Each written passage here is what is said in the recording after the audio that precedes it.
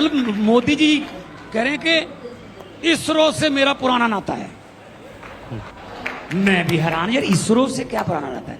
कहते जब मैं पहली दूसरी क्लास में पढ़ता था तो जो स्कूल में मैडम थी वो मुझे कहती अब इसरो में बैठ, अब इसरो में, अब इसरो। मैं हूँ यासर मलिक। पहले आप ये बताओ, आपने इस्तीफा लेने लेना आज किसकी तरफ हो? तो बीजेपी तो ये कह रही है, इन्होंने कानून कैसे पास करना है, ऐसे करना है। मैं भी लोकसभा में रहूं, हाँ वाले हाँ कहें, ना वाले ना कहें, हाँ वालों की जीत हुई, हाँ वालों की जीत हुई, चलो जी। सूरत में कैंडिडेट ने पर्चा गलत भर दिया। अच्छा, कैंडिडेट ने पर्चा गलत नहीं भरा, कैंडिडेट ही नहीं मिल रहा अब तक। कैंडिडेट कहाँ गया? पंजाब के सीएम भगवत मान सिंह जब केजरीवाल जी जेल के अंदर थे तो उनसे मिलने जेल में गए थे, पर उनको ऐसे मिलवाया गया जैसे वो आतंकवादी हो। तब जब केजरीवाल जी सिर्फ एक आरोपी थे, गिल्टी नहीं थे, भगवत मान जी वही बता रहे हैं। और गोडी मीडिया के एक एंकर ने उनसे जब सवाल किया तो मज़ा ही आ गया। वो मज़ा क्या था तुम वीडियो अंत तक देखो, समझ जाओगे। लेकिन क्या तुम मान सिंह को जानते हो? वो भगवत मान सिंह जो अच्छे जुमले मारते हैं, कॉमेडी आई मीन कविताएं समझ लो यार, ऐसे स्टैंड अप कॉमेडी करते हैं कि मज़ा ही आ जाता है। तो वीडियो गौर से देखो, समझ जाओगे कि मैं बोला क्या चाहता हूँ। अरविंद केजरीवाल एक व्यक्ति का नाम नहीं है, एक सोच है। एक व्यक्ति को अंदर कर दोगे, कैद कर लोगे, लेकिन उसकी सोच को कैसे कैद करोगे? तो पूरे देश में अरविंद केजरीवाल जी की जो सोच है, पारदर्शिता की राजनीति की, पंजाब में हम सरकार चला रहे हैं, 92 हमारे पास विधायक हैं आउट ऑफ 117 117 में से। तो जिम्मेदारियां बढ़ गई हैं। कोई संकट मंकट ये कुछ नहीं, राजनीति में अप्स एंड डाउन चलते रहते हैं। लेकिन अगर हम गिल्टी साबित हो गए उस दिन बात करना। आरोप तो जिस पर मर्जी आरोप लगा के आप अंदर कर दो। आप सत्ता में हो, आप किसी को भी अंदर कर दोगे, उसके बाद कहो जी इसकी पार्टी तोड़ दो, इसके एमएलए तोड़ लो, इसके एमपी तोड़ लो। ये तोड़ने वोड़ने वाली राजनीति हम नहीं करते, हम तो जोड़ने वाली राजनीति करते हैं। हम नाम की नहीं, हम काम की राजनीति करते हैं। देखो कई बार जो नई पार्टियां है ना, वो कई बार नंबरिंग में कम रह जाती हैं, नंबर्स कम आते हैं, लेकिन वो इतनी तेजी से बढ़ती हैं कि उनके डर से जो पुरानी रवायती पार्टी है ना, उनको अपना एजेंडा रीसेट करना पड़ता है। चलो हमारे डर से ही सही अपना एजेंडा रीसेट कर लो भाई। अब करने लगे ना अस्पतालों की बात, अब होने लगी है ना स्कूलों की बात। अब गृह मंत्री साहब पर्चे बांट रहे थे ना दिल्ली में घर घर जाके, पहले कब होता था ऐसा? तो इसलिए ठीक है, हमसे सीख लें। पहले जो मैनिफेस्टो था, बीजेपी या तो मैनिफेस्टो कहती थी, या घोषणा पत्र कहती थी, या संकल्प पत्र कहती थी। जब उनको पता चला ये घोषणा पत्र संकल्प पत्र लोगों के दिल में जा नहीं रहा, यार अरविंद केजरीवाल गारंटियां कहता है, चलो जी हमारा लफ्ज चोरी कर लिया, अब मोदी जी की गारंटियां आ गई। जब बजने लगी खतरे की घंटियां, तब मोदी जी को याद आ गई केजरीवाल की गारंटियां। शुक्र है, चलो गारंटियां पूरी कर दे बस। आपने कहा पहले ये नहीं होता था, पहले वो नहीं होता था, आप सब सीख रहे हैं। केजरीवाल साहब ने भी तो नई चीज सिखाई। चीफ मिनिस्टर जेल में है, वो इस्तीफा नहीं दे रहे। आज तक नहीं हुआ हिंदुस्तान के इतिहास में सर, चीफ मिनिस्टर को जेल 1 महीने से चीफ कौन से कानून में लिखा है कि अगर सिटिंग चीफ मिनिस्टर को आरोप लगा के जेल के अंदर कर दोगे उस पर इस्तीफा देना पड़ेगा? कौन से कानून में लिखा है? सर कोई मर्यादा होती है। जब अरविंद केजरीवाल ने 49 दिन में इस्तीफा दे दिया तब कहते भगोड़ा है, अब कहते इस्तीफा क्यों नहीं दे रहा है? अरे भाई साहब, वो आरोपी है, दोषी नहीं है। जिस दिन दोषी हो गए दे देंगे, लेकिन पता है, इनको भी पता है, सिर्फ रोकने के लिए कि ये प्रचार ना कर पाए, रोकने के लिए अंदर कर दिया। संजय सिंह पर सेम आरोप है, 6 महीने बाद ईडी क्या कह रही है, हमारे पास कोई सबूत नहीं है, जमानत दे दो जी। ऐसे ही अरविंद जी के बारे में कहेंगे तो ऐसे तो मैं सिटिंग सीएम हूं, मुझे भी अंदर कर देंगे, बोले इस्तीफा दो। ऐसे थोड़ी होता है, हम जेल से चलाएंगे सरकार दिल्ली की। सर यही तो बात है ना, अब ये तो जिद जैसी लग रही है कि भाई कौन कह रहा है कि दिल्ली में आम आदमी पार्टी की जगह भाजपा की सरकार बना दो। ये बात हो रही है कि चीफ मिनिस्टर अगर जेल में है, मैं तो आरोप भी नहीं अभी बात कर रहा, जेल में है तो भाई दिल्ली को तो चीफ मिनिस्टर चाहिए ना, आप किसी और को बना दो चीफ मिनिस्टर अपनी पार्टी में। मेरी बात सुनो, जेल में वो आरोपी की थे तो जेल से सरकार क्यों नहीं चल सकती? कैसे चलेगी सर बताओ? मैं बताता हूं, बड़ा अच्छा क्वेश्चन है। सुब्रतो सहारा पर इल्जाम लगा चिट फंड का 20,000 करोड़ रुपए का, दोषी साबित हो गया, सुप्रीम कोर्ट ने कहा पैसे वापस कर दो लोगों के। उसने कहा जी मैं कैसे जेल में बैठा कर दूं वापस, तिहाड़ में ही था वो भी, मुझे साइन करने होंगे, प्रॉपर्टीज बेचनी है, बहुत से चेक पर साइन करना है। तो सुप्रीम कोर्ट ने उसको ऑफिस बना के दे दिया जेल में। उसने जेल से सारे चेक साइन किए और सारे अपने प्रॉपर्टीज का जो उसके साइन होने थे वो सारे। एक दोषी को अगर जेल में ऑफिस मिल सकता है, आरोपी को क्यों नहीं मिल सकता? क्यों नहीं चल सकती? तो कौन देगा ये? हैं? आप कह रहे हो बीजेपी की सरकार, एलजी उनको दफ्तर बना के दें सरकार चलाने के लिए, वो क्यों देंगे? नहीं, मुझे पहले तो ये बताओ, ये मानते किसकी हैं ये भाई साहब? अच्छा, मानते किसी की? अपनी पार्टी में नहीं किसी की मानते। चलो अपनी पार्टी की तो मान लो। शिवराज चौहान कहाँ है? मामा कहते बेचारे, पता नहीं कहीं चला, कहां चले गए मामा ने। सुप्रीम कोर्ट ने 5-0 का फैसला दिया। 5 जजों का बेंच था, 5-0 का फैसला दिया कि सर्विसेज जो हैं वो चुनी हुई सरकार के पास होनी चाहिए, अरविंद केजरीवाल की सरकार के पास होनी चाहिए। फैसला आ गया, हम बहुत खुश हुए। इतनी देर हमने केस लड़ा। 5 बजे कोर्ट बंद हुई, 6 बजे ऑर्डिनेंस जारी कर दिया कि नहीं जी नहीं, हम नहीं मानेंगे, जो दिल्ली के फैसले वो एलजी करेगा। आप मुझे ये बता दीजिए, पब्लिक बैठी है, पढ़े लिखे लोग हैं दिल्ली के, डेमोक्रेसी में सिलेक्टेड की चलती है या इलेक्टेड की चलती है? LG is selected, governors are selected और मुख्यमंत्री इलेक्टेड। तो अगर डेमोक्रेसी आप समझते ही नहीं हो। सही कहा आपने, इलेक्टेड। एक मिनट मेरी बात सुन। आपने कहा ना सच कह रहे हैं, तो मैं भी आपसे कहना चाहता हूं, मैं जो बोलूंगा उसको बीच में नहीं टोकोगे प्लीज। बोलिए। ये गवर्नर जो हैं, ये सिर्फ तमिलनाडु के मुख्यमंत्री को क्यों तंग करते हैं? ये गवर्नर केरला के मुख्यमंत्री को क्यों तंग करते हैं? ये गवर्नर पश्चिम बंगाल की मुख्यमंत्री को क्यों तंग करते हैं? ये गवर्नर हेमंत सोरेन की सरकार को क्यों तंग करते हैं? ये गवर्नर एलजी जो है दिल्ली की सरकार को क्यों तंग करता है? ये गवर्नर पंजाब के मुख्यमंत्री को क्यों तंग करता है? क्या बाकी सारा देश ठीक हो गया? या फिर हम ये 5-6 स्टेट जो हैं जहां बीजेपी की सरकार नहीं है, हम देश का हिस्सा ही नहीं है? क्या यहाँ लोग नहीं रहते? अरे भाई, जहां आपकी सरकार नहीं बनी तो आप गवर्नर से चलाओगे। मुझे सुप्रीम कोर्ट आना पड़ता है हर बात के लिए। मेरे गवर्नर ने कहा बजट सेशन की परमिशन नहीं दूंगा, मुझे सुप्रीम कोर्ट आना पड़ा।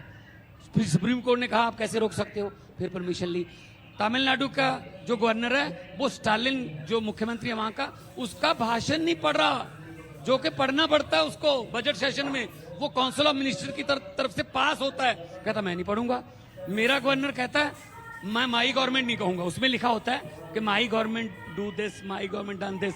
कहता ना, मैं माई गवर्नमेंट नहीं कहूंगा, मैं दिस गवर्नमेंट कहूंगा। मैंने कहा ठीक है, एक बार फिर जाता हूं चंद्रचूड़ जी के पास। कहता ठीक है, फिर कह दूंगा, बोल दूंगा ठीक है। मतलब सुप्रीम कोर्ट से चलाना पड़ रहा है यार। आप तो इतने मिलनसार आदमी हैं, आपसे भी नहीं बन रही किसी की। क्या आप तो इतने मिलनसार हैं, मैं कह रहा हूँ गवर्नर साहब की आपसे भी नहीं बनी।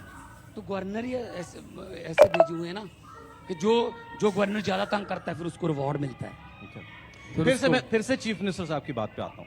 अब आप खुद एक सीएम है, आपको जनता से मिलना है, आपको अपनी कैबिनेट की मीटिंग करनी है, आपको अफसरों से मिलना है, ये सब कैसे जेल में होगा मुझे बताइए। आप तो मुलाकात करके आए उनसे ना। पहले ये बताओ, एक बंदा था, उसने किसी से पूछा, कहता अगर जंगल में जाओ तो आपके पीछे शेर पड़ जाए, शेर आपके पीछे हो जाए तो क्या करो? कहता मैं गोली मार दूंगा। कहता आपके पास कारतूस ना हो? कहता बंदूक का बट मार दूंगा मैं। कहता आपके पास बंदूक ही ना हो? कहता मैं उसको छुरा निकाल के उसको गर्दन काट दूंगा। कहता अगर आपके पास छुरा भी ना हो? कहता मैं जेब से लाल मिर्ची निकालूंगा, उसकी आंखों में डाल दूंगा। कहता अगर आपके पास लाल मिर्ची भी ना हो? कहता मैं भाग के किसी पेड़ पर चढ़ जाऊंगा। कहता अगर शेर आपके पीछे पेड़ पर चढ़ जाए? उसने कहा जी मैं बाद में जवाब दूंगा, पहले ये बता तू शेर की तरफ है या मेरी तरफ है?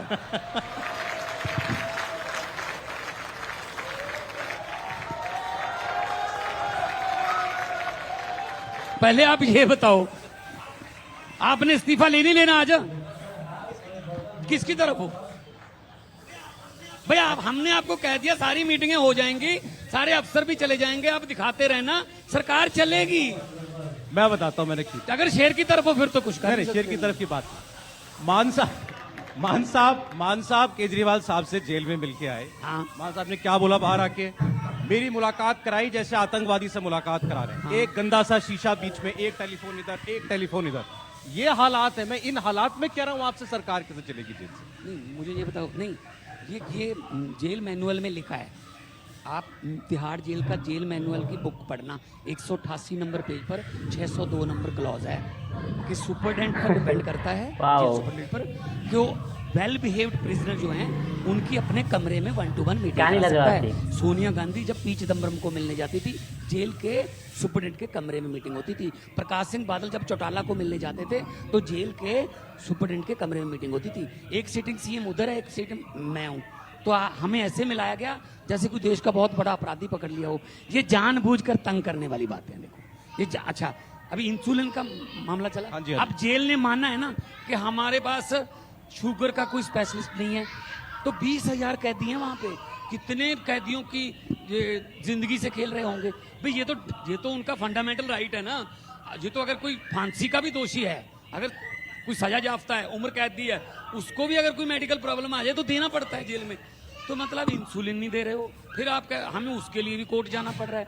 ये तो फिर बदलाखोरी है ना, जानबूझकर तंग करने वाली बातें हैं कि बस इनको रोक के रखो। लेकिन मैं इतना कहता हूं, हम वो पत्ते नहीं जो शाख से टूट कर गिर जाएं। आंधियों को कह दो अपनी औकात में रहें। सर इंसुलिन की बात में पहले आपकी जो मीटिंग हुई थी उसमें क्या कहा केजरीवाल साहब ने आपसे? केजरीवाल साहब ने क्या कहा आपसे? बातचीत हुई, मैंने कहा वो कहते ये हम ऐसे क्या मिल रहे हैं। मैंने कहा जी इनका मैनुअल है, पता नहीं क्यों हमें ऐसे मिला रहे हैं और हो सकता है अच्छा पास में हमारे पुलिस वाले खड़े हैं, पता नहीं हम कौन सी कोई देश को तोड़ने वाली बातें कर रहे हैं, पता नहीं क्या ऐसे सुन रहे हैं। हम एक दूसरे का हाल चाल पूछ रहे हैं।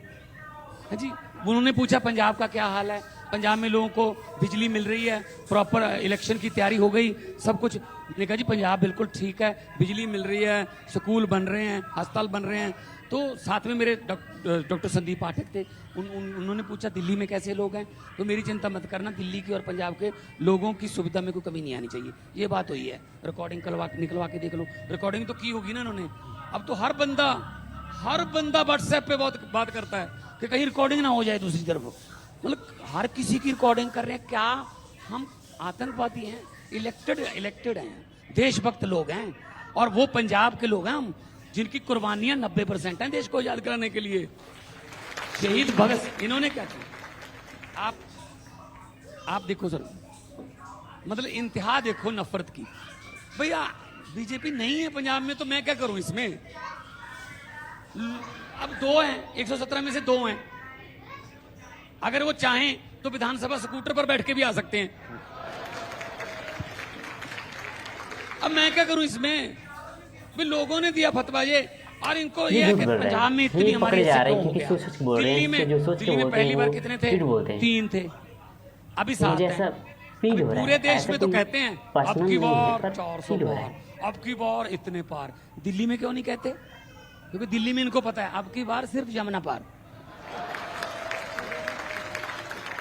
तो मैं ये कहना चाहता हूं, देखो क्या है कि पंजाब को इतनी नफरत, जिन्होंने देश लेके दिया, भगत सिंह, राजगुरु सुखदेव, करतार सिंह सराभा, लाला लाजपत राय, और कुर्बानियां बहुत, अनगिनत कुर्बानियां हमारे पुरखों की, हमारे बुजुर्गों की। और पंजाब की झांकी जो 26 जनवरी में परेड निकलती है ना, इन्होंने इस बार पंजाब की झांकी रिजेक्ट कर दी। उसमें शहीद भगत सिंह थे, उसमें लाला लाजपत राय थे, जलियांवाला बाग का जो कांड था जिसमें हजारों लोग शहीद हो गए थे, ये था। उसमें माई भागो, the first Sikh warrior lady थी जो, उसका सारा था। माई भागो नाम का हमारा कॉलेज है जहां लड़कियों को फौज में जाने की ट्रेनिंग मिलती है, मोहाली में। उसमें हमारी फुलकारियां, साग, सरसों का लंगर की प्रथा, ये 3 हमारी थे। कहते जी थीम में नहीं आ रहे। अरे ये कौन होते हैं भगत सिंह को रिजेक्ट करने वाले? भगत सिंह को रिजेक्ट करोगे तुम? भगत सिंह ने 23 साल की उम्र में फांसी का रास्ता चूमा था। जब आजादी हुई 10 लाख बंदा हमारा मरा था, हमारे नाने नानियां। तुमको नहीं लगता कि बीजेपी की जहाँ सरकार नहीं होती है वहाँ पे ज्यादती होती है? ये कहानी ले लो तुम भगवत मान जी की, कि उनके क्षेत्र में जो गवर्नर होते हैं वो मेरी सरकार नहीं बोलते हैं, दिस सरकार बोलते हैं। यानी कि वो इतना टॉर्चर करते हैं कि सहा नहीं जाता, उनको बार बार सुप्रीम कोर्ट का रास्ता अपनाना पड़ता है, दरवाज़ा खटखटाना पड़ता है किसी भी काम के लिए। तो ऐसा लगता है कि मोदी जी की सरकार जहाँ नहीं होती है ना, वहाँ पे ज़्यादातर होती है, किसी भी लोग तो छोड़ो, नेतागण के साथ भी। और वैसे इस वीडियो में इन्होंने कहा कि हम जब जेल में गए थे तो केजरीवाल जी पंजाब के बारे में पूछ रहे थे, वहाँ पे बिजली कैसे चल रही है ये पूछ रहे थे, चुनाव कैसे चल रही है ये पूछ रहे थे, और उनके बताने का तरीके से ऐसा लग रहा था कि झूठ बोल रहे थे। ऐसा मेरा कोई पर्सनल ओपिनियन नहीं है, पर वीडियो देख कर वही लगता है। पर जो जुमला उन्होंने सुना ना, वो सिर वाला और एक आदमी वाला, वो इंटरेस्टिंग था। वो स्टैंड अप कॉमेडियन भी ऐसा नहीं सुनाते हैं जो जब मान सिंह सुनाते हैं। तो मैं इनको पसंद करता हूँ, इनकी स्टैंड अप आई मीन इनकी जो बात होती है बहुत प्यारी लगती है। और पंजाब के सीएम है भाई, क्या बात कर रहे हो। एंड केजरीवाल जी वो जेल में थे, और ईडी वाले जो भी भाषण किया यार मुझे अच्छा लगा।